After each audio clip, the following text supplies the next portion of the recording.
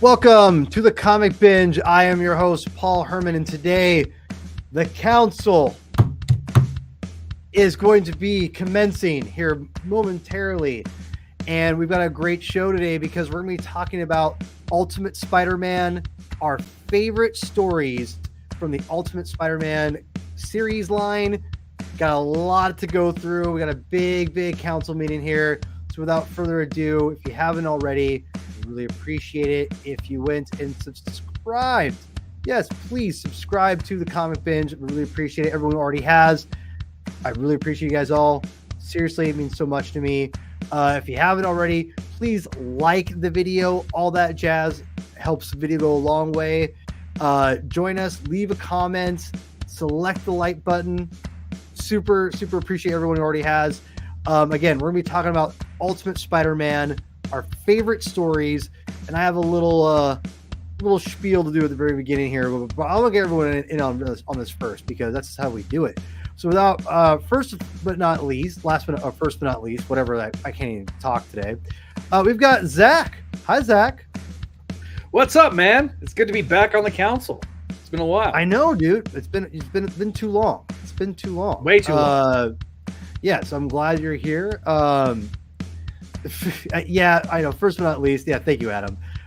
Anyway, but we have a slot symposium episode coming up today. I assume, correct? Soon, right? Yes. We're doing some last minute edits on that, and then we will have that up probably next week, late next week. We've got two shows on Spidey Experience that are now in the can. We got an interview and the slot symposium. So plus we're going to be getting headlong into Gang War and Ultimate Spider-Man and a whole lot of other stuff. So stay tuned for that.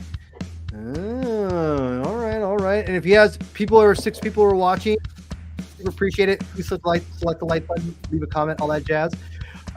Next on the list is going to be El Corazon himself, Javi. Hey, what's up? Doing? Good, man. I'm ready to talk some awesome, some amazing, some spectacular, some ultimate comics. It's been so long since I talked to you, Javi. I know. Wait, was Javi was all Spider-Man all week long, okay. And it's been awesome. That works. I talked to Javi 5 minutes ago. So yeah. Well, I think so did I actually, but I know what you're referring to at the same time. Yeah. Also, all right. Next on the list, he's skinny, but don't tell him he doesn't like pizza. Pizza time, aka Adam. How we doing? Well, wherever I go, pizza is sure to follow, I guess. Yes. So, yeah. Yes. That was a weird intro, bro. P-Thug, that was good. That was a weird intro. The good news is that's if you haven't known me by now, Zach, because that's kind of my thing, right? I mean, we like weird around these parts. Yeah, I know. No, I don't disrespect. I get it. And listen, I bet I am what I am. You know, is what Popeye likes to say. So I was about to say, all right, Popeye. I'll give you your spinach. But last but not least, the infamous, very young and talented, Mr. Baby Nico. Thank you, my friend. Dude, so hyped to be here. It's been a while since we did this. It's been a while since I talked to a few of you on a show, so I'm ready. I'm gonna really echo what Javi said. I missed you all. I missed you all, brothers. My man. Yeah, dude. Like I know you're a busy guy. You got, beautiful new girlfriend, or not new, but newish girlfriend. You've been hanging out, doing your thing. Like you got your big career ahead of you. It's like you got no time for the small potatoes it's like a me. Trap. But, don't do it. Yeah, it's a trap. It's a trap. No. But you know what? I appreciate it. God damn it, I appreciate it. So hey, 2 weeks in a row for me. 2 weeks in a row for me on the Comic Binge.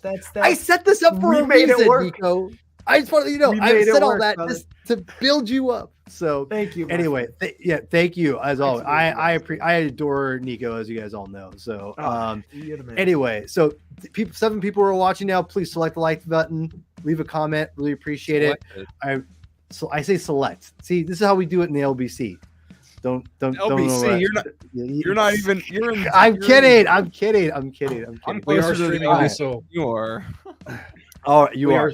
I'm just saying. We are streaming over on Spidey Dude, just like we stream all our stuff alternatively Excellent. SDE on here. So we are streaming on the perfect. Spidey Network. Well, thank you. Yes, thank you. And Zach, I just really appreciate Spidey Network and everything. So, Heck yeah. the council is now commencing. The council is Commencing, whatever, convening. Thank you. So Tell me you're not a today lawyer without telling me you're not a lawyer. Exactly. I never claimed to be in one, so that's all good. So today we're going to be talking about Ultimate Spider-Man, our favorite Ultimate Spider-Man stories, in honor of the comic I have put up here right now, which is the Ultimate Spider-Man comic written by Jonathan Hickman and Marco Checchetto. They came out today. Literally, the first issue came out today. And it is I'll do a quick little review of the comic. Javi, I know you've read it. Zach's read it. So I want very quick reviews. I'll go first really quick. This was definitely hyped up for me. People were saying, by Jonathan Hickman, obviously is a very popular writer. He's very hot and cold with me. And I was very lukewarm on this idea, or this. I stay away from spoilers. I had no idea what I was going to read, but for him writing Spider-Man, I didn't know how it was going to work. I had no idea. Read the comic book, and it makes a lot more sense. It definitely is up Hickman's alley. Without going into spoilers, I will say this. No offense to you guys, it's a little overhyped. Not gonna lie, a little overhyped. Uh-oh. That being said, it is still a pretty solid, damn good comic book. It's good. It's not like, oh my god, like it's not that. It's not amazing, no pun intended, but it's good. It's a good. These people Whatever. are drowning on dry land with Spider-Man these days. So listen, I'm not one of those people. I'm not one of those. I know you're not, but I'm just saying, like, other people are. Experience. Yeah, what I will say though, if you're a big Spider-Man fan, I think it's worth picking up for sure. If you think it's just going to be like the best alternative Spider-Man ever, we'll just kind of go back a little bit. It remains to be seen. We still have more. It's only one issue. It's only one issue. Let's not read too But much. but it's a very interesting premise. So, El Corazon, give me a quick little review of the Ultimate Spider-Man comic book that came out today. I stayed pretty. I've read a few like blurbs or whatever, like the general that they were looking for more of a Peter B. Parker type vibe, and that I knew it wasn't going to be the rejuvenation of the original Ultimate line, which we're going to be talking about tonight. I knew it was a separate Earth, a different universe, different circumstances.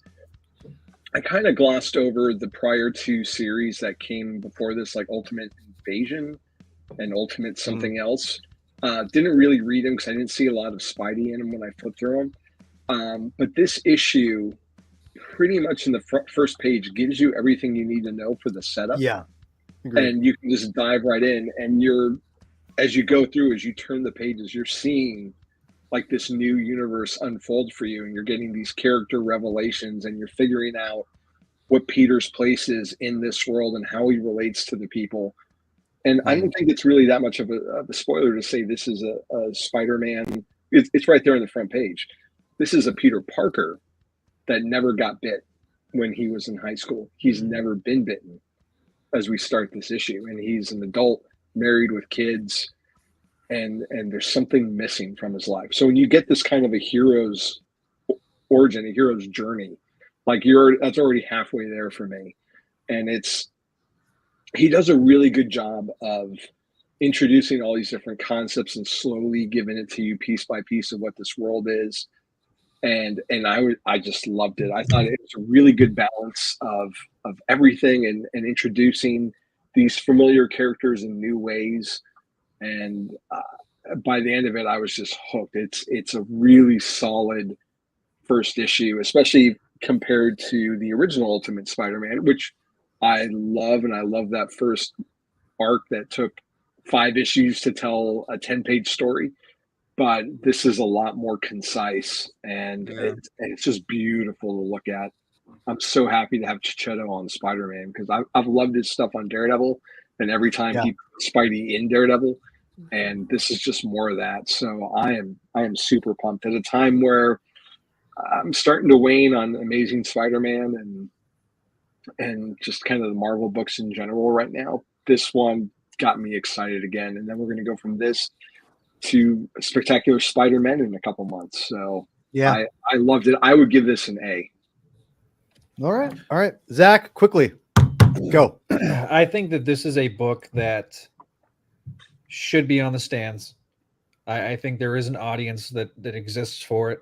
I don't think it's a replacement for Amazing, but I think that it's a different flavor of ice cream.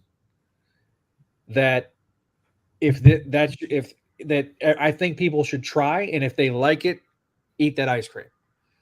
Don't go in expecting like it's going to be earth shattering. I think it was a pretty basic issue overall in terms of the execution, but I think it was well illustrated. You don't have to read all the other stuff to get what's going on in this book, which I appreciate. Thank God. Which that's not necessarily Hickman's strong suit to be on to be that way, but I think this is a Thanks, very Nick. good spiritual successor to the previous Ultimate Universe in being new reader friendly. You can give this book to somebody and they're going to understand all the key players and all the key plot points. And I think that that's the biggest thing that you need when you're launching an imprint or a title. And a number one, people need to be able to read it and understand who the key players are and be able to, even though if they're familiar, everybody's familiar with Spider-Man. It's like Superman and Batman, but you can give this and be like, hey, this is an alternate universe. That's all you need to tell them, and they're going to understand it. And I think it's a really well-executed book, so I give it also an A.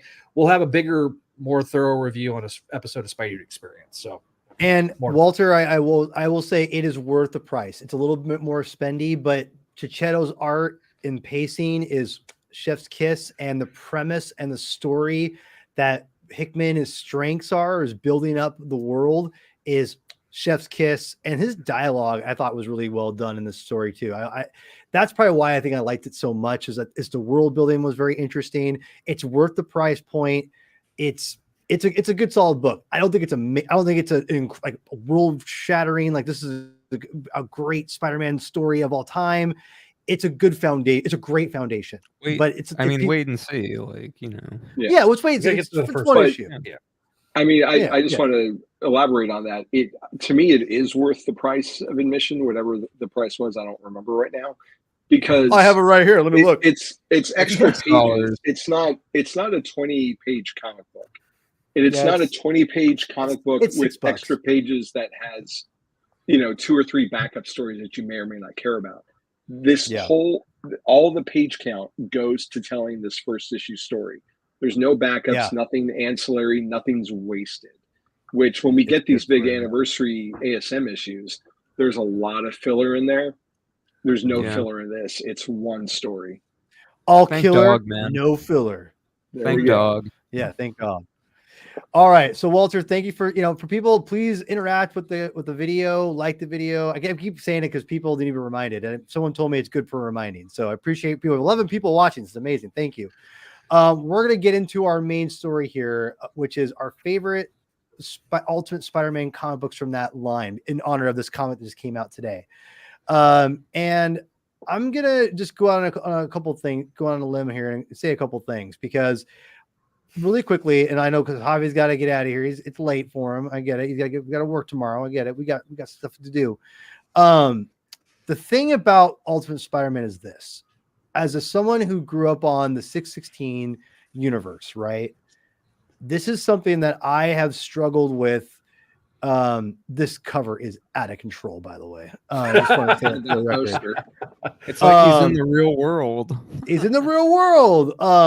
We'll do this real quick. I'll just keep it like this for right now, and Can we do the cover talk now? well, that's gonna be a part. That's gonna be a part of it. So let me just spin my little spiel here, and I'll get out of here. So, and I'll let you guys all have your time. But really quickly, I just want to say that the Ultimate Spider-Man, the original Ultimate Spider-Man line that this was based, that we're reviewing here, that lasted for what, over 100 issues, 130 issues, whatever. 133. I had a big 200. problem. Yeah, seriously. I I had a big problem when this was announced, when I was just kind of casually in the comic books at the time, because when I was growing up, there was only one Spider-Man. And I always disliked this idea of like, we have to do a completely different Peter Parker to like make it accessible. I always resented that, always. And then as I got older, only a Sith deals in absolutes. Thank you. But the thing is about Ultimate Spider-Man is that I just was like, I never understood the fact that it kept going. And I always I did resent that for a long time, because I'm thinking, I already have a Peter Parker. He's in the 16 universe. I don't need this, right? And I always kind of was like, no. And I know it had its fans. It was a big deal when it came out. I remember when Spider-Man the movie came out, the special features, Joe Quesada's like, people, as soon as we gave them young Spider-Man that they could identify with again, that they gravitated towards it. And it's evident because they kept putting it out and they kept selling. And my resentment towards it wasn't high, but it was always there. And it's still kind of there, to be quite honest. So kind of hint where I'm going with all this. And I read the first 6 issues years ago for like a MCU fan show, like Patreon. And it was something that I never never loved. I was like, this is just fine. But I have the origin already. It's perfect. I don't need a 6-issue elongated version of it, right? And I'll be honest, we're because this is all El Corazon, Javi's idea to do our favorite stories for the Ultimate Spider-Man line. I did not give an F about any of these comic books. And I'll be honest, no, I have a thing. I normally don't. I usually let the guests go first. I wanted to set the tone for this right off the bat. Sure. Yeah. I mean, I understand. And Javi, if you want to throw up the comments, you have access. If you want to throw up the comments while we're if they're there and appropriate, thank you. And so when this came out, I already had an idea what I wanted to talk about. What my pick would be. But to be fair to this, I wanted to read a good chunk of this to be fair to everyone who's coming on the show. Because I wanted, I thought it'd be interesting. And it honestly gives me a reason to read this, because I have this, and this to read, which is about 12 issues a piece. They're like an epic, they're called the Ultimate Collection. And about 13-ish issues each. Yeah. Give or take. So I binged over the weekend 39 issues of Ultimate Spider-Man. And all right. And it's all for you guys, for people watching, and mainly for the people of Spider-Man Council here. And I want to say that I did come away a different in some ways. Walter speaking. My favorite my favorite is still the same, but I want to say this, and I'll let you guys all have your piece here in a second. I think that I see the place of this a lot more after reading 39 issues. I told Adam this the other day. Oh my gosh, I don't know how the volume got there. But the thing is, the problem, or the thing about this, I told Adam this. The storytelling, the writing, and more importantly, the art, and not just the art, but the way Bagley tells a story per page and the flow of a 22-page story is so perfect. This is, and Javi, you said it too. This is easily flies right by. And I blew through this, and I really enjoyed these issues way more than I was anticipating. And I did like them quite a bit, actually. I thought they were pretty fun to read. And I understood its place in Spider-Man history. My main problem is this still. This went on way too long. And if there was a more definite end game, like if it was meant to end after like 30, 40, 50 issues, this makes more sense. And I think because Bendis is Captain Decompression. You should. Now, sir, you stop that. Bendis, comic writer. I also quickly. I'm almost done. I think context is key here too. When this was being released and published, they had I just came understand. off of the Mackie Byrne reboot. This was Jameis and Quesada's baby. Jameis really wanted to reboot the Marvel Universe, and this was going to be the Marvel Universe moving forward. So I get it. in that context, that's part of the reason it kept on going. No, right. But my point, regardless, my point remains that this went on way too long, even after the fact, because they could have ended it after Jameis, whatever the hell his name is, left, Jameis. which he left. Yeah, Jameis wasn't on forever, No, and they could have easily ended it, and I think it would have been played better. Now, that being said, even though I think it should have ended it and went too long, because here's the problem. It turned into this 16 Spider-Man. It became over convoluted. So it became like literally like an imitation of what came before. So, but I say all that because here is my favorite Ultimate Spider-Man story. It is still by far Miles Morales, Spider-Man. This is my favorite. This is the best. This Ultimate Spider-Man should have ended after 50 issues, but ultimately it did what it needed to do because it gave us a phenomenal story. This is still, I think, an underrated story. I think we reviewed this recently for the Spider-Man Council. Yeah, it's good. Good for new readers. Go and check out the episode we did. Go and read these comics. They're good if you want to get to know Miles Morales. This is a fantastic, in my opinion, the best Ultimate Spider-Man story. And I think that I'm glad that it did go on as long as it did, because if we didn't go as long, we probably wouldn't get Miles. And because I think even Bendis realized at that point, amidst other reasons why we know why it happened, he knew it needed to end. And I think the ultimate thing that, no pun intended again, the ultimate thing that needed to happen did ultimately happen, which was Peter needed to die. And, this is what happens when there is a definite ending to a comic book character like Spider-Man. And I think Miles, this story is phenomenal. It's the best Ultimate story. It's the only reason why I'm glad this exists is because we got Miles. So anyway, Javi, I said enough. I did my little thing here. Oh my God. Oh man, yells the cloud. You didn't touch the covers yet. Were you waiting for Chris? I might have been because good Lord, we got. I go ahead. I forgot that the Reverend would be on here. Well, he's only on for a minute. He's only on. But these are, by the way, I just want to say also just really quickly, these covers are goddamn awful. I don't know how you could get any more. Yeah, they're bad.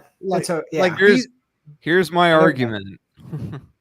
There is no argument. Anyway, no, I have an argument. If you're a child in 2000, circa 2000, like me or like Nico, this is all you need to pick up a book. Now, if this is a cover of a book these days where it's like $5 or $6, no, you can't get this. But this is what, like $2? Sure. Yeah. This is all you need. And all you need. This is all you need for a kid. It's like, oh, Spider-Man's on the book. Yeah, yes, Paul, you said on Twitter, oh, it's Spider-Man's book. Of course, but yes, that's all you need for a child to pick up this book for $2 is Spider-Man on the cover. Boom. You can't do that these days because the books are becoming $5 or $6. No, this doesn't fly. All right, hold on. All right, hold on. No, wait, let me finish. Now, right, you need the point, sir. Now you need the older fans are like, yes, we need like more interesting covers, which I agree. The covers need to be more interesting to be worth the price point. But you can't. But kids, this is all you need, and I don't know. Kids will be drawn to more interesting covers than this, but this is the bare minimum you need for a kid to pick this up. Order. All right, before I give it to the Reverend, my only argument I'm going to say to that is no. Look. I am here to rudely interrupt you because I heard that you guys are talking Good. about masterpiece, the absolute masterpiece that is Ultimate Spider-Man that came No, out. Game, yeah. No, that game rips. Yes, that game rips, dude. That game is And awesome. I had to That at game least rips. That game is electric. come on dude. for a second and mention the fact that that game is incredible, and I can't believe. Wait a second. You guys aren't talking about this. You're not No, talking. but I about wish- Show it again. we Show it should. again. Show it again. Oh, You're not talking. I sold the game, unfortunately. one of the Same. best comics to But game it was adaptations. a good game. Ever. I didn't So like close. that. I didn't like that you had to get all the stuff to get the symbiote suit in the game, though. I wish I had That's the fair. symbiote suit But I mean, earlier. you also I play as understand Venom. why. You didn't Yeah, that get to was play cool. as Venom. Listen, in- I have talked about doing as a Patreon thing a retro, like a gaming podcast where we go through the different games and review them. Chris, I will have you on for that one. You know, it's One- funny it's- that you mentioned that. Chris. It's please, Chris. funny that you because the fact of the matter is that very soon, as you might remember from a previous episode of the Comic Binge, Comics on Console is coming back. And this is a primary subject game. You can't play as Venom in Spider-Man 2 on the PS5. You can in this, and it's pretty solid adaptation of some of the issues that you guys are talking about. So that's all I wanted to say. That's all I wanted to do, and rudely interrupting you, gentlemen. I apologize. Chris, But I'm looking all right. forward to watching the rest of the show.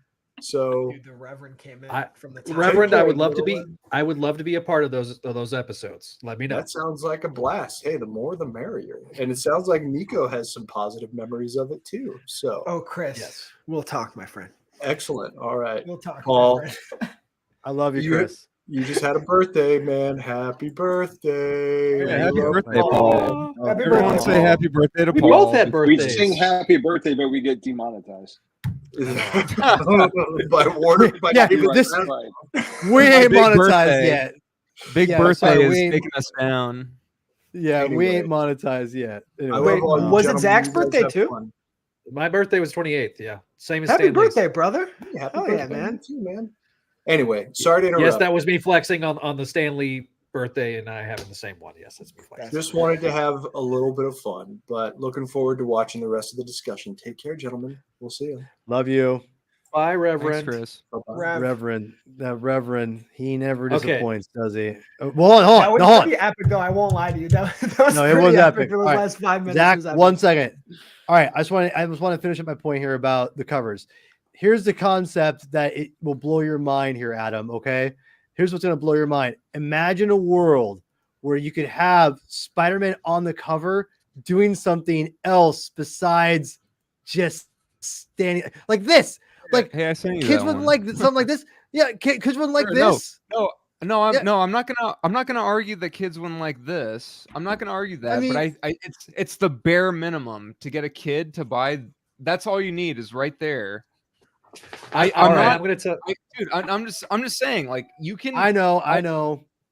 My point is, like, to get a kid to buy this is all you need is that guy right there. And I know it's his book.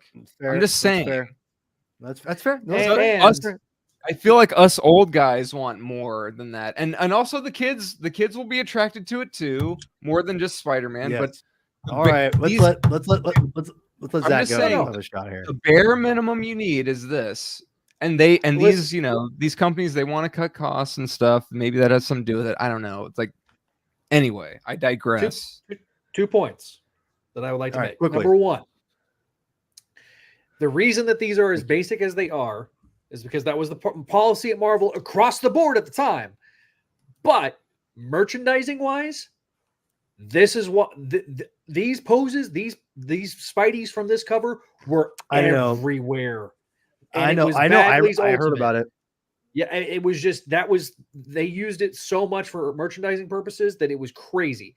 But two, That's right, not Walter. everybody understood what they were trying to do. Whereas, can you tell a story it's a poster cover, but can you tell the essence of the character within the poster cover, and not everybody nailed it.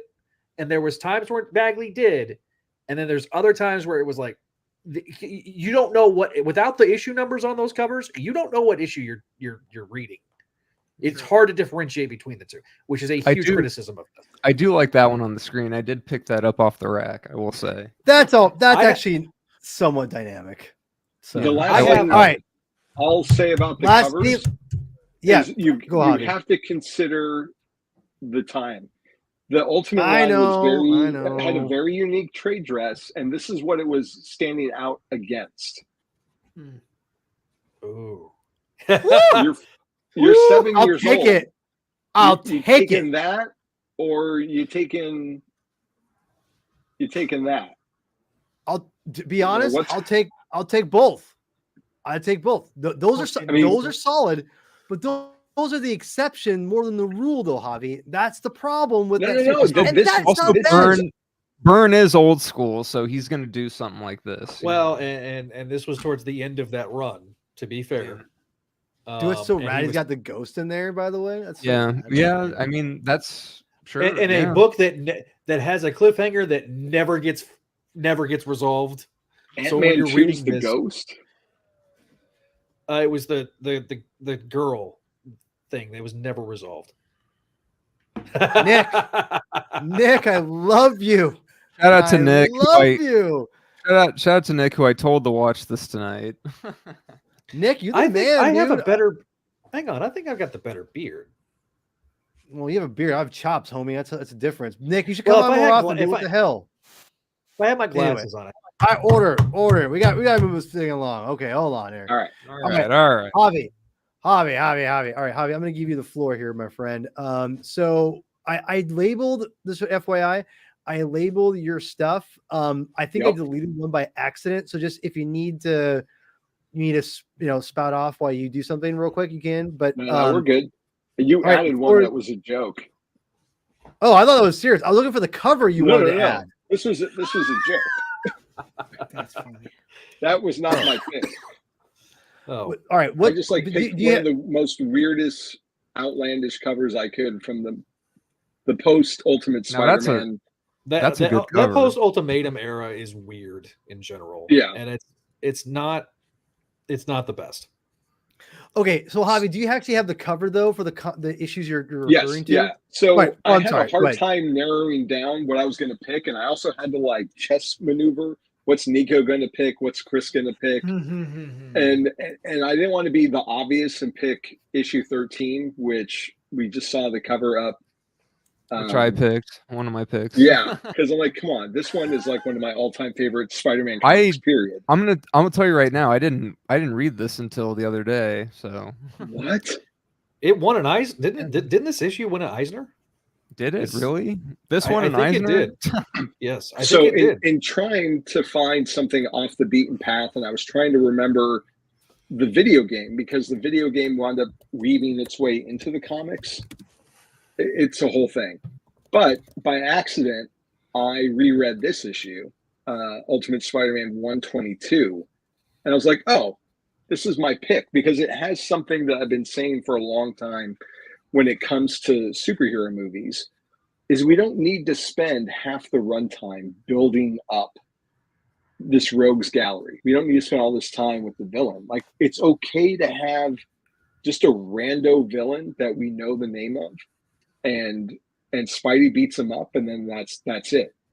Like the Rhino in Amazing Spider-Man 2. We don't need to spend 90 minutes of why he got the Rhino suit or how he became a criminal. No, I'm here for Spider-Man. So they kind of did that in the Ultimate Comics with the Shocker. He shows up, just randomly robs something.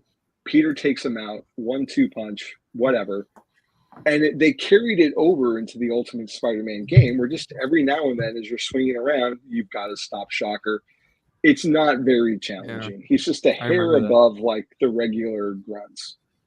So in this story, Shocker finally gets the best of Spider-Man by accident. And he's pissed because he's unmasked Peter, and now he sees that he's been thwarted by a kid this whole time. And it starts off innocently enough. Peter's trying to help MJ. We see the seeds of her being a reporter here, where she's doing like a school news report, and she can't get her name right on camera to save her life. And that leads to, in the middle of this, the Shocker attempts a robbery. And we get a good example of like Spidey's banter and his playfulness, and the crowd's all watching until, Shocker just gets in a lucky shot and captures Spider-Man. And so we get to see how unhinged he is as a character from all the abuse. And the key thing too, though, is, and I think maybe we did lose an image, Paul, but the main part of it that I really like is it highlights like Peter's empathy. Like he actually does feel kind of bad that, things went down the way they did. But then he's also like, you're a smart guy. You didn't have to do this stuff, and it didn't have to go down this way. And there's other stuff with MJ, and she has to turn to Kitty Pryde, who was Peter's ex-girlfriend at this point, from the X-Men, or I should say the Ultimate X-Men. And it's a fun done-in-one story that then kind of sets up a loose adaptation of the PlayStation 2 game. And so before I go on, this is post Bagley, who he and Bendis had set the record for like 111 issues straight, beating Jack Kirby and Stan Lee. And once Bagley left, Stewart and Monin, who I knew from Adventures of Superman, stepped in till the end of this run before it got rebranded as Ultimate Comics Spider-Man. I always Ultimate forget. Comics Ultimate Spider-Man. Okay. Yeah, Nice. it's ridiculous. But this wound up being my pick. It's a really solid issue, just done in one. Which was a rarity with them. Especially for with Bendis. Yeah. and especially on this book. I mean, there was only a handful of 2-issue stories, but he hardly ever did a single issue. Yeah, I did not get that far, obviously. So, yeah, that's Stewart's art. Yes, that's Stuart Immonen's art. Yeah. Okay. Rob, I'm not sure if you saw my comment earlier. I'm curious if you are a Bagley fan, Mr. Sketchcraft. Rob. So again, I always Rob. So anyway, while we wait for Rob to let us know if he's still watching, if he's not, I don't blame him. I love you, Rob. Yeah, anyone want to comment about this issue before I move on to somebody else? I think it was going to be difficult, whoever was going to replace Bagley, because it was so ingrained with this title. And Stuart Immonen would have not been my first choice, but he was a great choice in what he brought to the table. And especially when you read these books and then you read his later ASM stuff, and how he did try to stretch a little bit and change his art style a little bit to fit the tone of the series. I think he did a really great job. Oh, that's awesome. That's good to hear. And let me tell you, Rob will tell you he'll tell you the truth. He ain't gonna sugarcoat nothing. So the fact that he's saying good things about Bagley it's legit. That is, I've heard legit. nothing but great things about that guy. Yeah, it makes sense because people who love working with him. So, and I think this might be a good time to kind of like maybe give praise to Bagley for a minute, because I said it in my little my little speech here. Sorry, Javi, are you Yeah, it's all good. Okay. They're good. You're good. Go ahead. Go take over. I was just gonna change the comic book real quick. The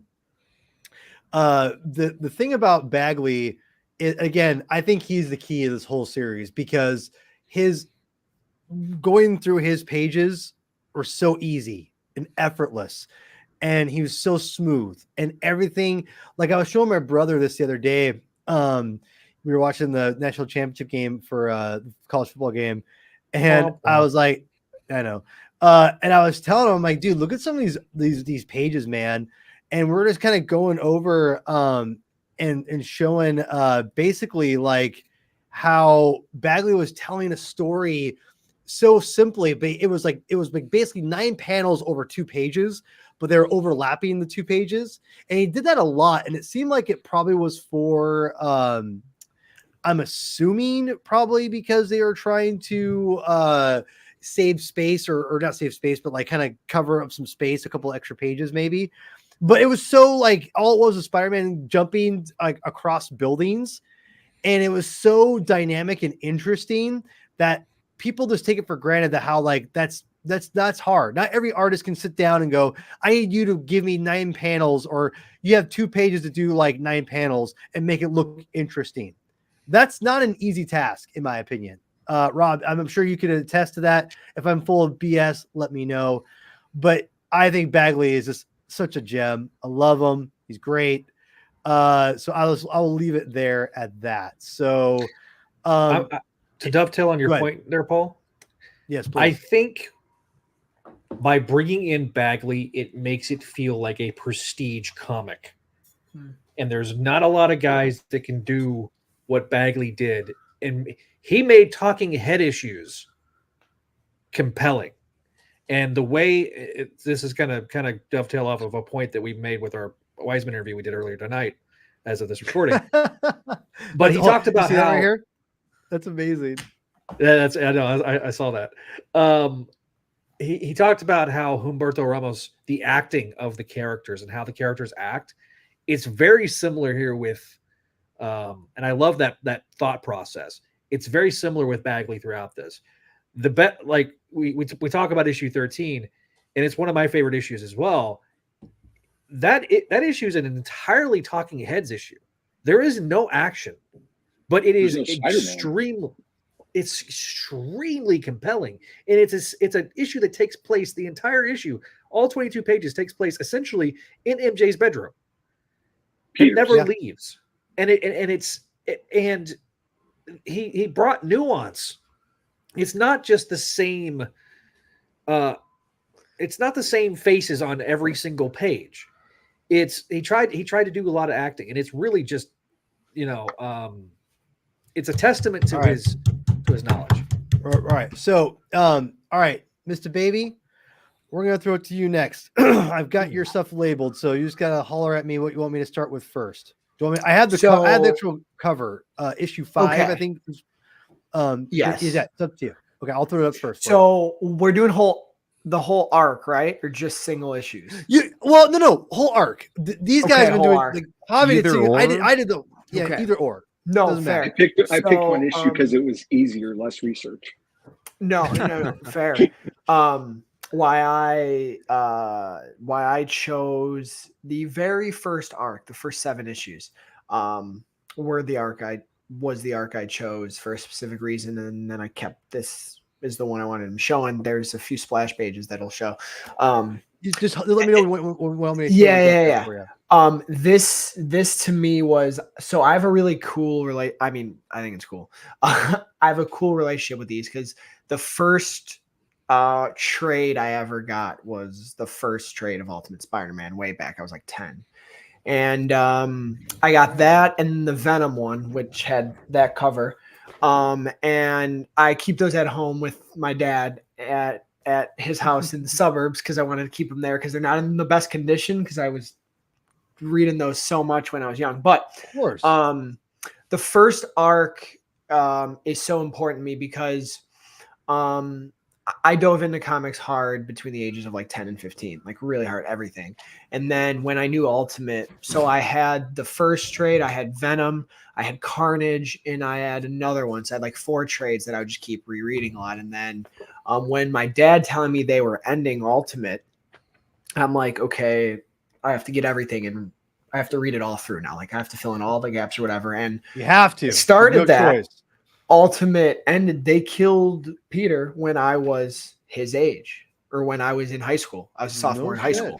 So then, as I reread this first arc, I was his age as he was in the comic. I was in high school, and that first arc to me, man, every time I reread it, I have an immense wave of emotion because it's you one of you said it earlier, like it takes like 5 issues to expand on like a 10-page origin or whatever. Yeah. Yeah. I think there's something incredible. I don't think it's obviously like superior to the original, but I think it's an Yeah. incredible, current, really relatable spin on the origin right there. Right, that's it. That's it, Zach, my man, right there. Because we see him really live with the power for a while. Sure. Yeah, I agree. Yeah. And then 5 issues later, we see now the responsibility piece kicks in. And so if you want to throw up real fast that where he goes on that massive speech to himself, how he won't let his uncle down again, that he understands it now. That's that. See that hits. That hits hard. This right here when hard. he says, "I do now," is we get to watch him. It's done well the first way and in the films and a lot of other versions that have tried to show this story, but this one shows him living with it and dealing with it in real time. For him, he's realizing what he is and what he has to become. And I think there's something so powerful about it. Say what you want about, how they do it or how things look or the way certain characters are, the way the Green Goblin is, the way it's the lab and everything. Say anything you want about it. But these few pages here are such an incredible representation of with great power, there must also come great responsibility. And man, I read it too and I go, man, he really does act like someone in high school would, right? Yeah. He does explore the things. He goes right to the things that he thinks will make his life better, things that he thinks he deserves. And in these pages, he sees it. It couldn't be more different. It couldn't be more far from the truth. And I love it. So this first arc has so much meaning for me because, like I said, when I went on a massive reread of it, I was his age. And that's when I was really able to digest like really what this story is trying to say. So I love this first arc so much. And it's so good to the point where me of all people, and Javi knows this, if not for this first arc, I'm choosing the Venom one, which was like the easiest tee up. So I'm like, haha, these people all think they know what I'm gonna pick. buddy. Easy tee ups. Just wait. You are. I can't. Yeah. Yeah. That's. So first of all, I got a couple things here. This is just ridiculous. People who want to be artists, take note of this. Look at this. I mean, there's a couple things here. This is as dynamic as F. I love it. This is great. Again, Rob, if you're still watching, if you have anything to comment about this, I would love it because you obviously know way more of this stuff than I do. But I will say, as someone who is a writer or is attempting to be a comic writer and reads lots of comics and appreciates the medium more than just a story or whatever, I want to make. I think this is a brilliant page to keep up here, Mr. Baby, because the thing is, what's really interesting, and again, if you're listening, Rob, to me, you have the anchor, which is the side panel of Peter, right? And then you have the flashback. And this is just a great example of why the comic medium is so effing brilliant, because you got you have a dynamic side panel, right, of Peter with his face shaded. Again, chef's kiss, looks great. It could be a poster by itself. And then you have the great little moments here of building up the story. And this right again, you get it, Mr. Baby. And this is what your cinema loving mind. I wish you would read. I wish you would get into the gritty of this stuff more like me at comic books, because you picked up on this perfectly. This right here is 3 panels, and it's so easy and simple. But look how dramatic and amazing these last 3 panels are. You have him looking at the mask and this reflection and how his face changes. This is the last 3 panels of the goddamn page. You tell me you're not going to want to read. You're reading comic books and you don't want to keep reading after something like this. Listen, Bendis gets a lot of shit, and you could say what you want about Bendis. I don't care. I've always been a Bendis defender, always. And I'm going to tell you this right now. This series right here gives me a good example of why he's a good comic writer, because of something like this. You have to know how, and again, I don't know if he was doing Marvel style. I don't think he was, but again, I don't know for sure, but I don't think he was, because this to me feels like someone who understands the medium, and Bagley having some freedom obviously to do his thing. But the big key is you have to know as a writer, again, I know very little, but the little bit I've done, you have to know how to end your pages, because you can't just be like a novel. You can just do, oh, here's a page, here's a, you don't worry about, a page turner, like how this has to be at the end of this page. I mean, I don't think so. It doesn't work like that. This is how it works in comics. You have to make every page a story. Every page has to tell a specific thing for that reader to move that back and forth. And exactly. I heard that's how he got his work in, was in Sam and Twitch with your boy Todd. And the thing is, you have to be able to turn that page and keep that reader engaged. And it's again, the artist is doing all the heavy lifting, but the writer has to know the pacing. And again, the artist is not always the one doing that these days. It's more the writer. Bendis gets it, and he ends it on this, Mr. Baby. This is what makes comics powerful. You end it like this, and that's going to make easily anyone to want to keep reading. You want any respond to that at all, Mr. Baby? No, I think you said it perfectly, because that is the hook, and that is just like you said. And I like it. We talked about, I forget what episode I was on with you and Chris, when I talked about how like there was some comic we were reading, and I said it did feel very like cinematic. So I like how you drew back to that. Because it does, you see it's just 3 images, but you see the change, and you can visualize that immediate new wave of emotion and realization kicking in. And I just love this issue. Number 5 is one of my favorite issues of Spider-Man. It's a great issue. It is a great issue. All those reasons that we all just said.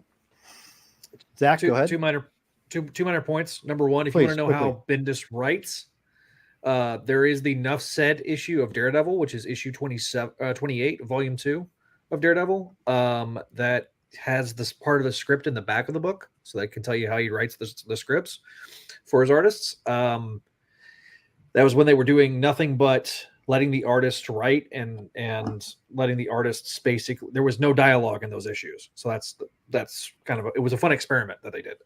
2, reading this in guided view on like Marvel Unlimited is a treat, and because it guides you through that progression that you guys are talking about, that you're talking about there. So those are the 2 points I was going to make. I'm shutting up. Yeah, no, you're good. And the last thing I'll add to this, and again, Javi or Pizza Time, if you guys want to jump in, I just want to say too that this, this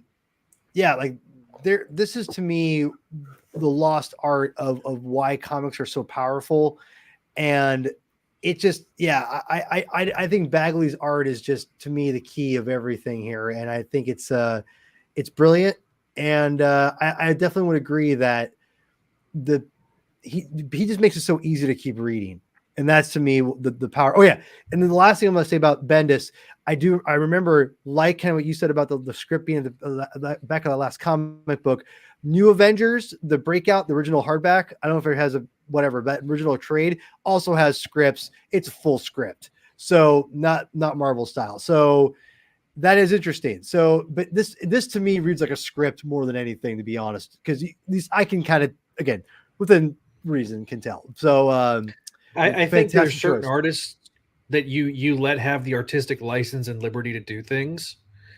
And I think you gotta, as a writer, you have to tailor.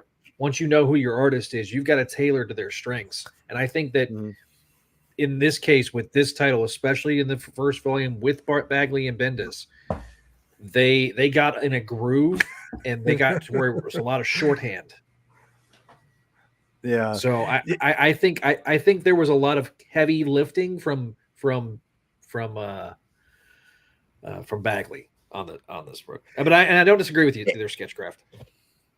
No. Hey, listen, Sketchcraft's on the money here, because as a writer, I know, like, we don't think the same as you, and that's why I always say, like, there's got to be a very loose script, loose in my opinion, because you have to have because to me, if an artist is like, I want to do it this way, I'm going to let the artist always do that, because I'm a writer. I'm not an artist. I have an idea how the story should flow, but you know who knows better? A guy who does it for a living visually.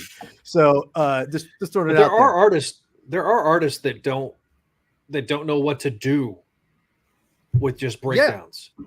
I mean, I can tell you there was Ron Friends. There were some times when they had like Mackie and Tafalco that wrote old school, and they were dealing with these newer artists over at DC. And Friends was doing it for him. Yeah, I know. Yeah, I know. Friends was doing breakdowns for him because they John Romita Jr. was one of them at first. Yeah, well, because it'd been so long for Romita. Well, he'll tell you. I listened to him. He even said, like, I wasn't a good storyteller, and you're right. Like, and I've said this countless times, and Rob will probably agree. Again, I don't want to speak for Rob, but a good artist is one thing. A good storyteller is another, and they're not always mutually exclusive, but they're not always the same. So, and that's the thing. Like, you know, Bagley is a phenomenal storyteller, and I think that's why we love him. He's a good artist too, but I think he's a better storyteller almost. Again, maybe I'm full of shit. Rob, you can tell me I'm full of shit. I trust you. Pizza Time, you are up next. Regardless, go ahead.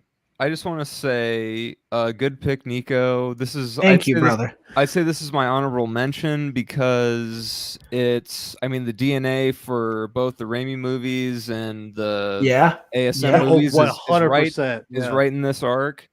And I really do Peter's resolution, you know, the great power, great responsibility. It hits hard. So yeah, it made me it made me emotional. So. It's very good, brother. This is a good. It's a good issue. It's a good arc. It's a decent arc. I remember I got the first issue as a reprint. I think they were giving it out at school or something. I don't know. Oh, dude, that's cool. The first 3 issues everywhere. It's been a long time. I was like in 5th grade or something. So yeah. Oh, God. All right, Pizza Time. You're up next. Really quick. Let me just say something really fast. You're good. I've read Amazing Fantasy 15 more times than I can count. And as much crap as people give Bendis for decompression, I'm sure I've said stuff too. But the fact that in 5 issues he can stretch the story out and make me care and invest and you know, get invested in like this version of Uncle Ben. Right. That's the key right there. Yeah. Granted, half his work is done for him because he's retelling the story. Well, and he reuses some of the dialogue when he faces the burglar and stuff, and but it's like, oh yeah, I remember this. Like, and it's cool to see it in a new context. Yeah, and it's one of my favorite versions of the origin story to read. Just because it's such a perfect marriage between writer and artist and reimagining it for a new generation. Walter. Yeah, no, totally. I'm very curious about talk about everyone about these issues that Pizza Time had. So Pizza Time, you are. I meant to give you more of a grandstand there, Mr. Baby, but Pizza Time, I won't do that to you. That was my bad. So all right. Go ahead, man. Go ahead and speak your piece. Oh boy, you don't want me to do that. Anyway, that's fair. All right, see you later. Bye. Bye. Yeah, issue 13. I heard a lot of good things about it, I guess, and it's good. It's cool that Peter's like, I gotta tell Mary Jane about this. You know, spoilers, everyone. Yeah, but. Yeah, we're good. Whatever. Like, read. I mean, read these comics. We recommend them. You know, read more comics. All that. Word. That's right. You got the hashtag. I don't know. It's just I don't know. It's a nice issue. It's cool to see Peter being honest instead of dancing around it. He's like, oh, this person means a lot to me, and I think I should tell her because, you know, like stuff's getting weird. And yeah, it's a fun conversation. and I don't know, it's a good one. You're not wrong, Nick. You're not wrong. He's just saying But that by the way, he knows me. But Nick, do you know my nickname for him? Pizza Time. I hope you know this and I hope you use it. It powers in your hands, sir. All right, continue. Yeah, I think so yeah, read that. I would say, okay, what I will say is, like, I think what I'm thinking of is a good trilogy. So you have The Origin, which I recommend, and then you have this one. Yeah. And then you go into my next pick, Paul. That I Hurry sent up. you. I gotta use the restroom. Go ahead. Oh my What's the god. next- Javi, if you could, This I gotta guy, pee, man. dude. Javi, put up the Javi- goblin covers for me, Javi's please. got this. He's got this. I gotcha. It's like, Paul, you're supposed to be running this thing, man. Paul, you're supposed to piss before we start the show. Bro, I have like the bladder of like the size of my daughter's bladder, so it's a no go, homie. I understand. So I'll say, like, this series was coming out as I was growing up, Mhm. and I picked up a few issues off the rack, but I didn't really follow it. And I didn't get to this when I was picking up issues. I was more around like the first Doc Ock arc and the Kraven the Hunter thing, which shout out to, I love how Peter just drops Kraven the Hunter like a sack of taters, like it's nothing. It's all there's this whole big, it's like, oh, I'm gonna take him down, and he's just like, no, bonk. Anyway, so I wanted to read, I didn't go quite as hard as Paul, but I wanted to read at least the first 2 years, because I figured, well, I wanted to read up until the Raimi movie came out, because this arc came out when the Raimi movie came out. Maybe as a bit of synergy, I don't know. But anyway, I was really impressed with this arc. I liked the return of the Green Goblin. I liked the high stakes.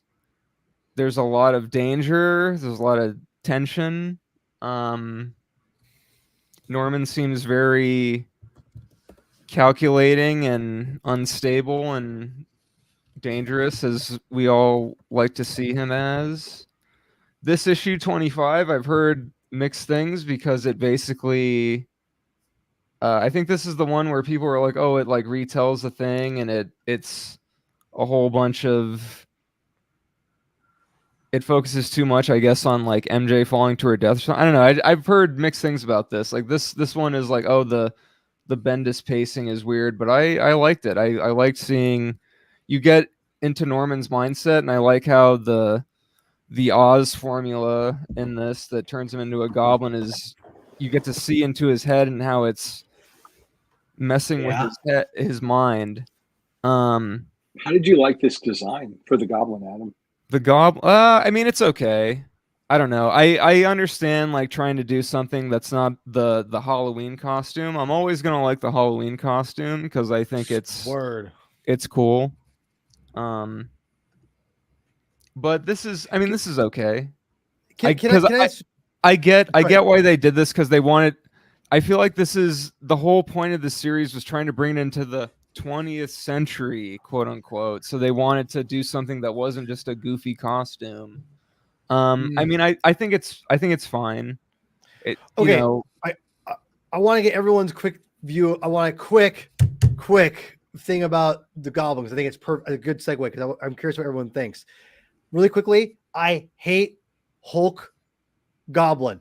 That being said, going back to the previous picture, a little bit smaller version of that, yes, I was into that. I actually kind of liked it more through this arc.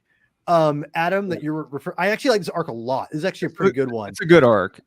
Yeah, it's a good. I think this is this was like perfect for, like I said, I feel like this Yes, was right here. movie synergy kind of, and Yes, exactly. I like how you came out- worded it as a trilogy too. Like it does tell a really cool story. It is. well, Very- because Totally. yeah, the thing is the origin has the goblin in it at the Yeah. in the first trade, like the tail end is the first meeting with the goblin, and it has a nice little Gwen Stacy reference at the end where he falls off the bridge. It's Yeah. like exactly the night that Stacy died, but it's him instead.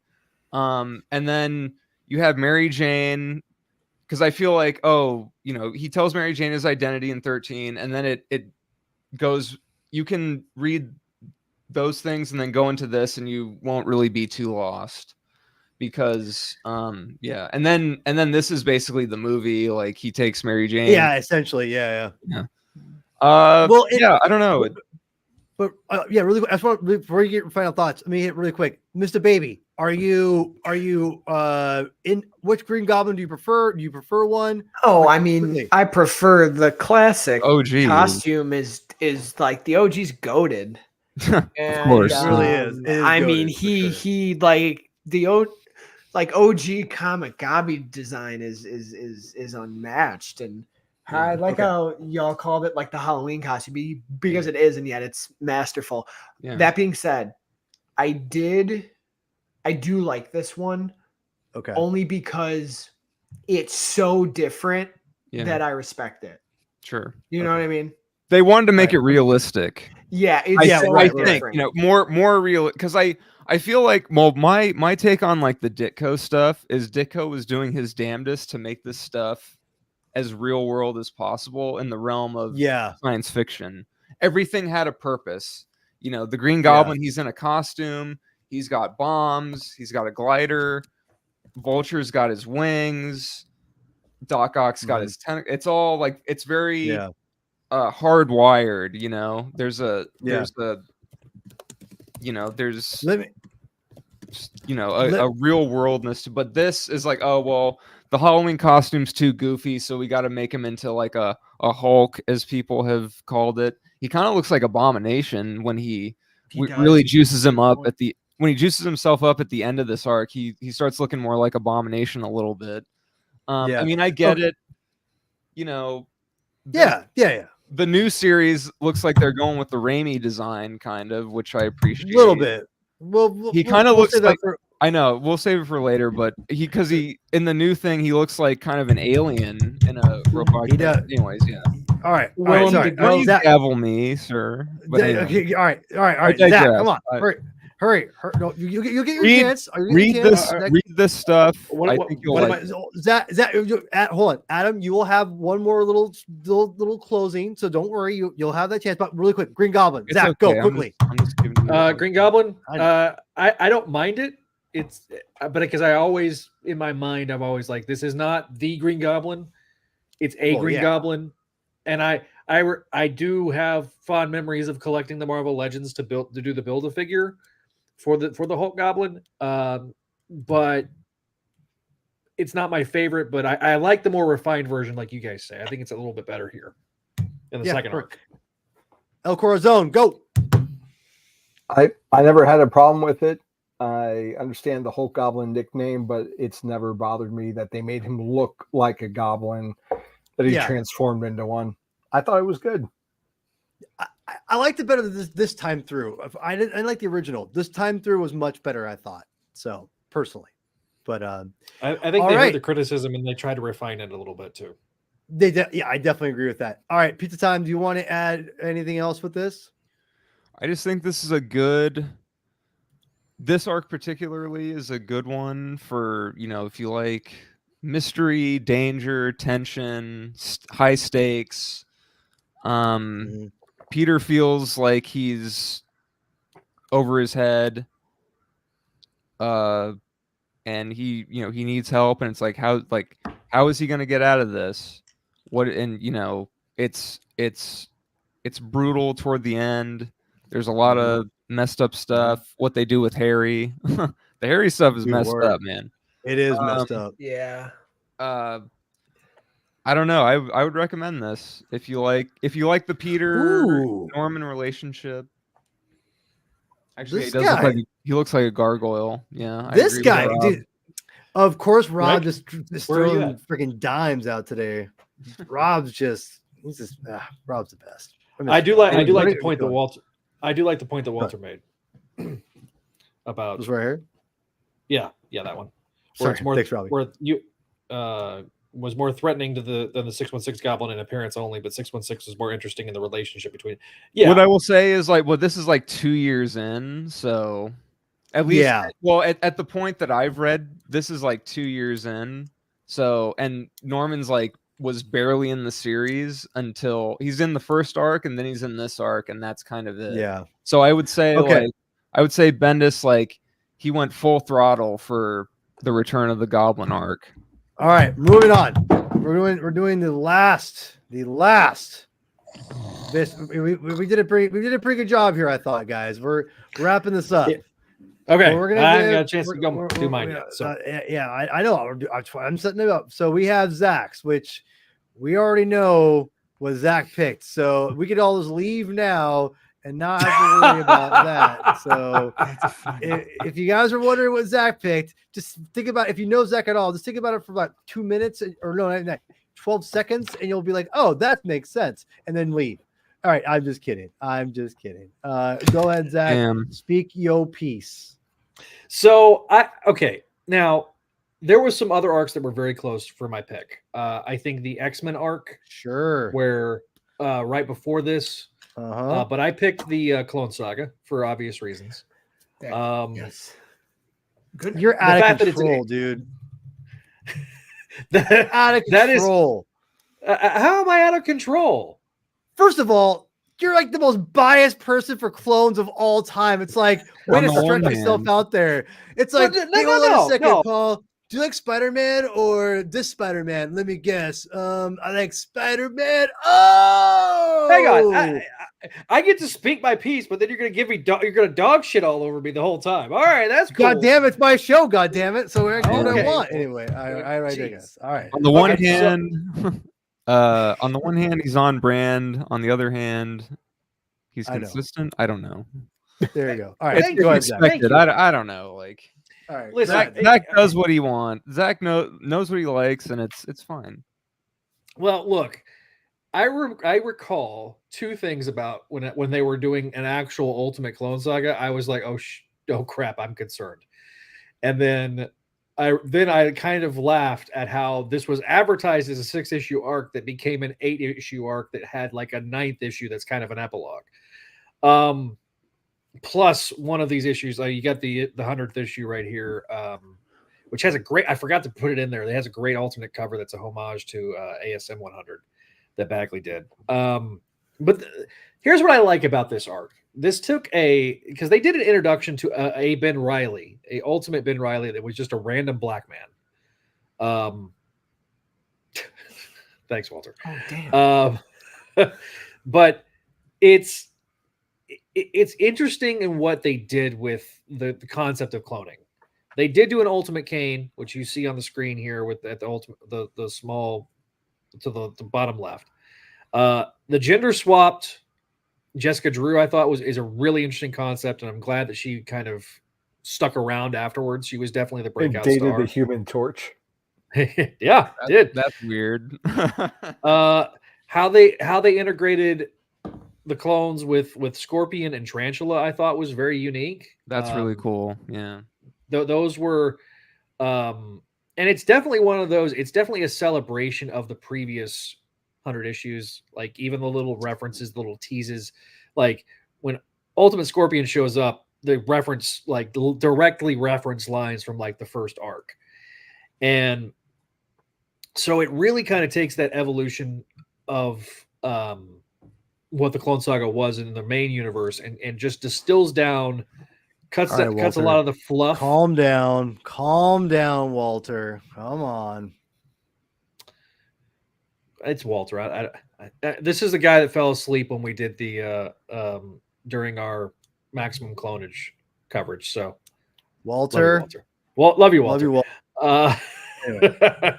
But no, I it's an arc that I would love to revisit on another show one day, because I think it's one of those that sure. it did a really good job of integrating the storylines. Kitty, poor Kitty kind of got screwed in this one, which I think that Kitty and Peter having that relationship was a lot of fun, because it allowed it to stretch itself into doing something that was very completely different. You never would have put those two together prior, but now when you make them exactly the same age, it makes a lot of sense. But it's a good arc in terms of the dynamics. The ultimate the aged up Parker that is, spoilers, it goes around as acting like he's Peter's dad, and then turns out it's not Peter's dad, it's just another clone. This is also the arc that May finds out that Peter's Spider-Man. This is I did enjoy, and I wished I would have pulled the panels, but it was fun when we're getting the flashbacks of how Bagley alters his Peter Parker to where it looks like 90s Peter Parker as Richard. And I was like, I appreciated that. Like, because it got to the point where I think Bagley had a hard time. He had done Ultimate Spider-Man for so long that it became just his shorthand for a Spider-Man. So when he came back later on, I think there was some growing pains a little bit when he would do Spider-Man in between, like the Spencer run and this run, because like he would make him scrawny and skinny, like a teenager. But I think that this is the arc that, I mean, they were going to integrate some of these elements into the Andrew Garfield films. I mean, there's the deleted scene where we see his dad show back up with Andrew Garfield, which was a really great scene. It's a good scene, dude. And Andrew acts his ass off during that. He does. I he wish really does. I wish it was in the real cut, but yeah. There was things I could have cut that we could have. I mean, that should be in the Javi cut of the ASM2. Oh, I like how it's paced though in the theatrical of him just mourning Gwen. Oh, that's true. That movie has a lot of good. That movie has a lot of stuff that I don't like, but the stuff that's good in it is very good. Agreed. Its highs are like astronomically high, dude. It's high. Anytime and I've only seen it once. Dude, I've seen it. I remember I thought it was maybe the best Spider-Man movie at the time. What? Because hold on. I absolutely loved the Spider-Man stuff. Because I loved the Spider-Man stuff so much that I forgot how bad the stuff in between there was. my dad, dude, we got to get you on a show where we talk about that film. Cause hell yeah, dude. My dad, I remember walking out of the theater with him, and he was like, that might be the greatest comic book movie of all time. Damn. And he swears to this day he didn't say that. And I'm like, Dad, bro, I remember you saying that to me because the ending is so powerful. I'm like, I know you. He will admit it. He will admit it one day. If he's not watching right now, admit yourself. Anytime yourself, admit you said that all these years later. I know. Anytime you put Andrew Garfield in the costume in that movie, it is a great movie. It is. Whenever he's out of it, it's bad. It's iffy, and it's not on him. It's like when you have the freaking insurance commercial be like a montage, like that is unforgivable. Like it's just so bad. I like the scene with Harry when he's throwing the rocks. I think that's okay. Out of the costume. You're right, right. But I mean, I'm obviously being overzealous. Listen, there are people Spider-Man or woman, we don't know.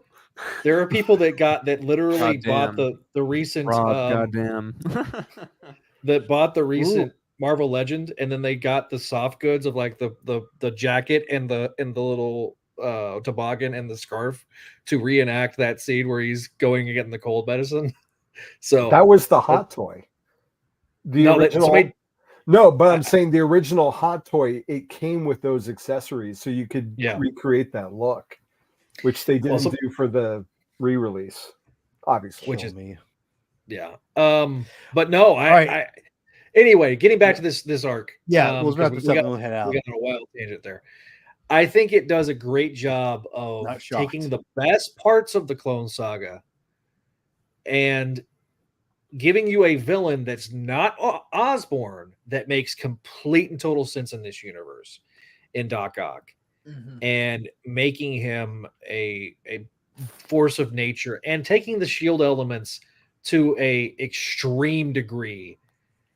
I think it does a really good job building off of everything that came before it.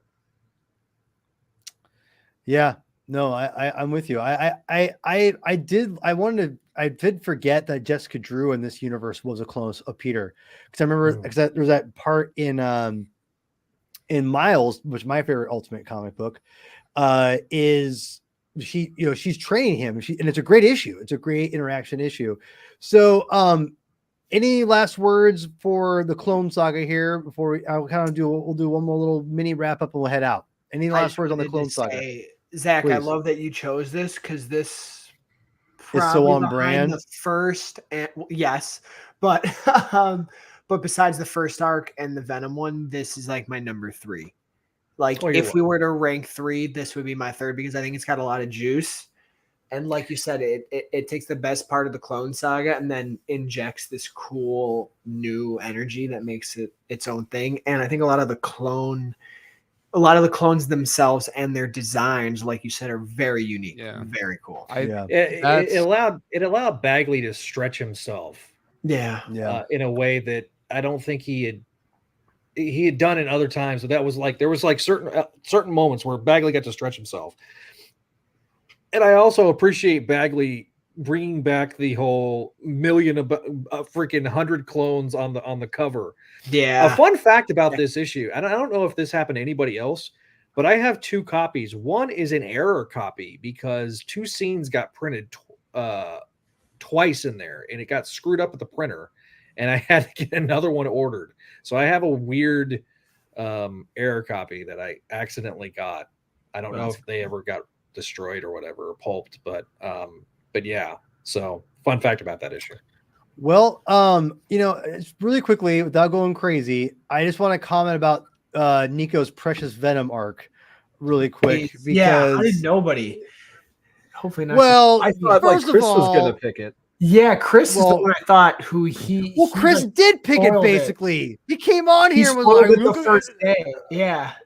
He was like, guess what, guys? You put it in the group chat. He's like, the Venom arc. And you were like, don't say it. And he's like, oh. Well, he was like, I was surprised nobody picked it. Video games. Well, I know why, because it's not very good. I'm sorry. Holy. Wait, really? You got blocks about this? Okay, come on. Did you watch Spider-Man 3 after you read it again? Like I didn't need to because because I just wanted to forget about this as much as possible. Yes, I think this is the most overrated Venom story of all time. No offense to you, Miss Baby. I love you. I love listen, you too, y'all. And this won't change anything. But holy right. hell, Okay, hold on. Let me give you a reason why, hurt. and I'll let everyone have a rebuttal, and then we'll get out of here. Oh, really dude, quickly. Zach took off his hat. Let's go. My Okay, boy. listen. Come on. His face is changing colors. All right. The reason why this isn't very good is, to me, like, I thought, here's the problem. Eddie Brock's thrown into this position. We don't really know, like, he just like, oh, I remember my old friend of your dad's, blah, blah, blah, blah, blah. It's like, okay, cool. Like, you're a couple years older than me. I'll hang out with you in college. It's pretty cool. It's like, oh, by the way, I got this goo. Oh, this goo? Sweet. I want some goo. Oh, this goo is cool. It's like, no, it's not cool. This is not cool. Goo. You got that goo? Who's he, Ivan Ooze or something? Listen, yeah, word. Here's the problem.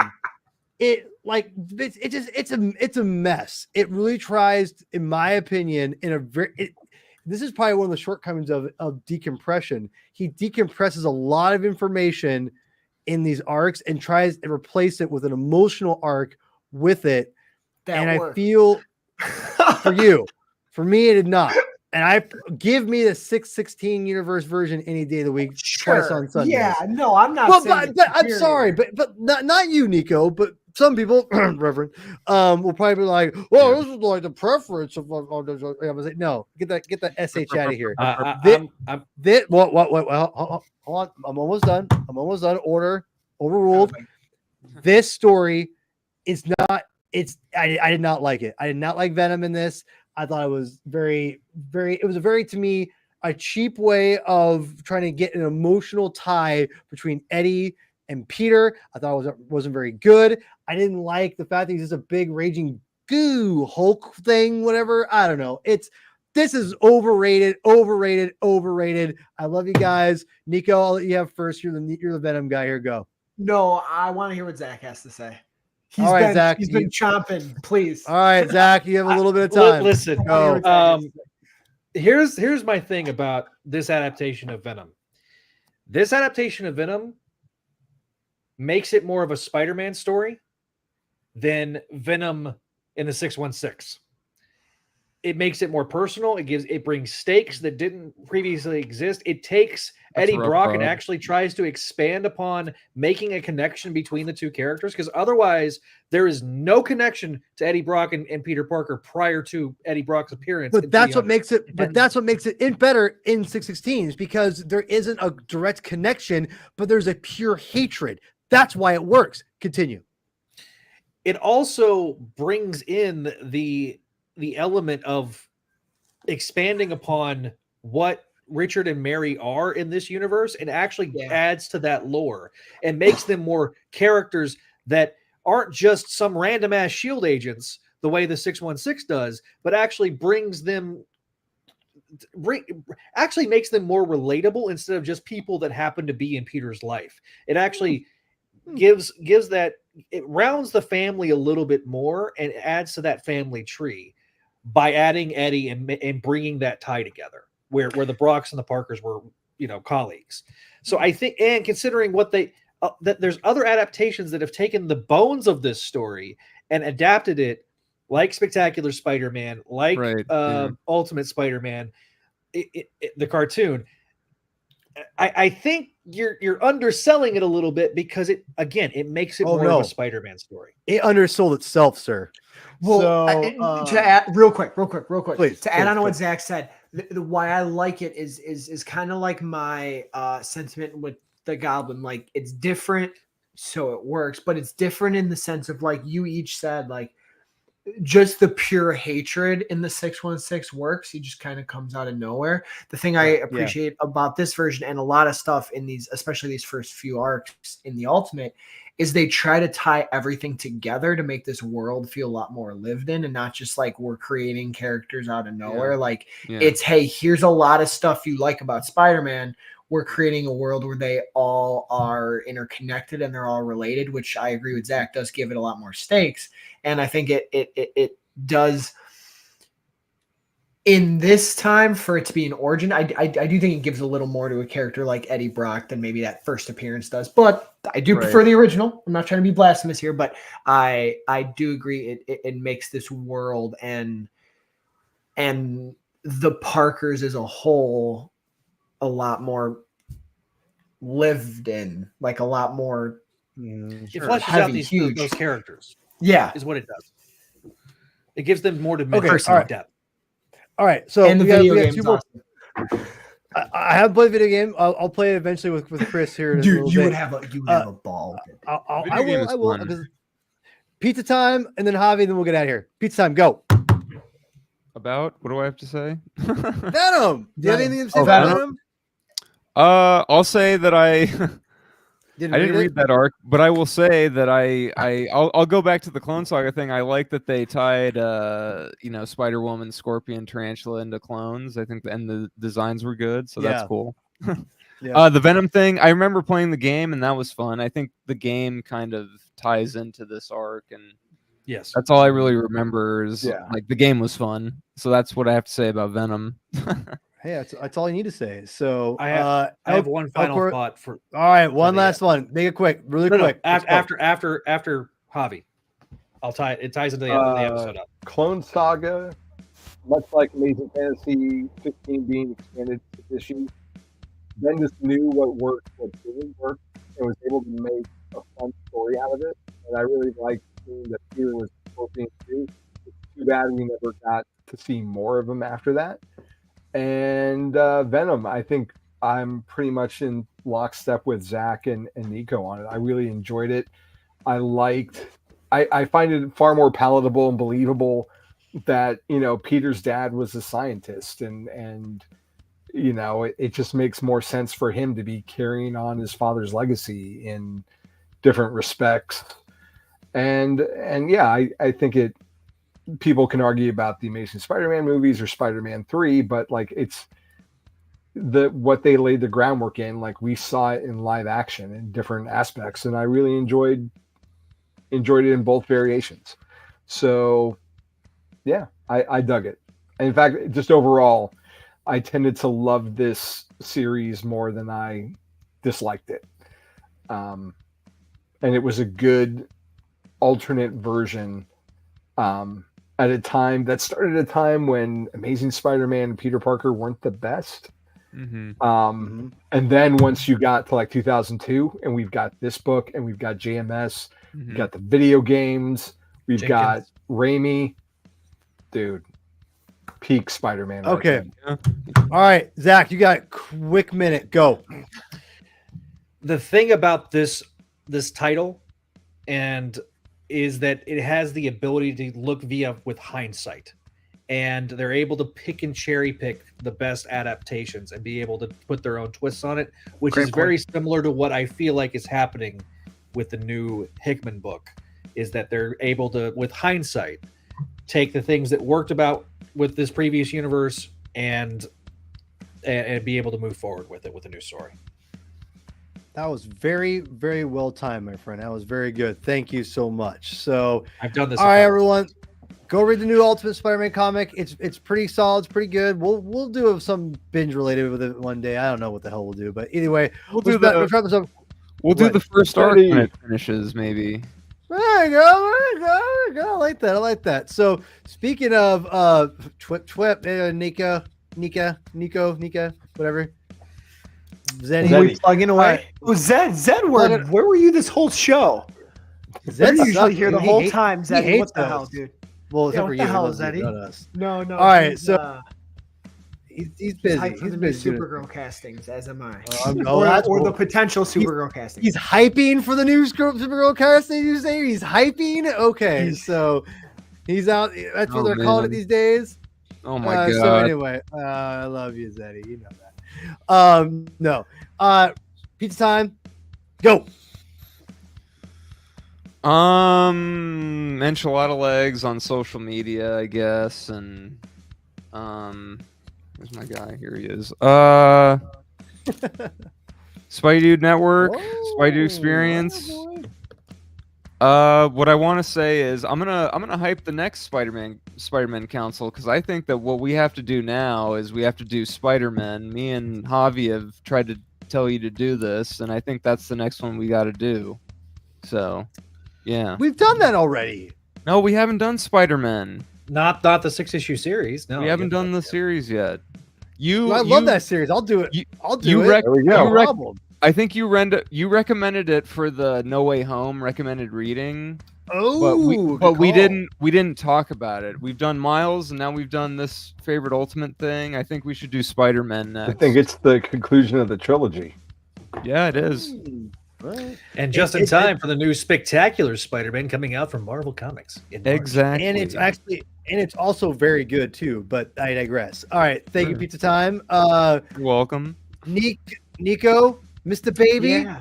Yeah, you could follow me here at Nico Knows Film on TikTok as well. A lot of film Oscar stuff I'm talking about, and then at the Vigilante 1939 with Zeddy in the comments, and my dad as well. Good time. I just want you to treat the comic medium like they do the cinema medium.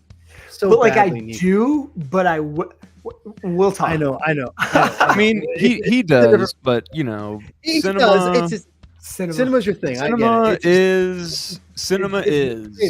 That's perfect. Hashtag cinema just has a ring to it that hashtag comics just maybe cinema. doesn't. I know comics aren't as cool as movies. The thing is that comics and cinema and TV, they're all intertwined, so they're all basically the same thing. Well, that's a different podcast. Anyway, moving on.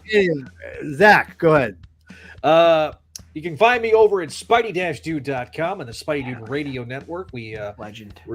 we have all of our shows on the Spidey Dude Radio Network. We have Paul, we have Javi, we have Adam. We need to get more Nico on the Spidey Dude Radio Network Dude, because Please, anytime. it is just I a would be barrel of fun. We got He all of says our that now. shows. And coming soon, all of those audio shows are coming soon to YouTube.com/Spidey Dude Network. That's huge. Awesome. And last but not least, El Corazon. The JamesBondDossier.com. I've got reviews of the 007 comic by Dynamite, BatmanOnFilm.com, reviewing Catwoman, Batman and Robin, Batman Brave and the Bold, Batman Gargoyle of Gotham, or whatever it's called, Batman animation episodes, and what else? Up to Speed with Wally West. My YouTube channel where I'm breaking down Wally's run as the Flash issue by issue.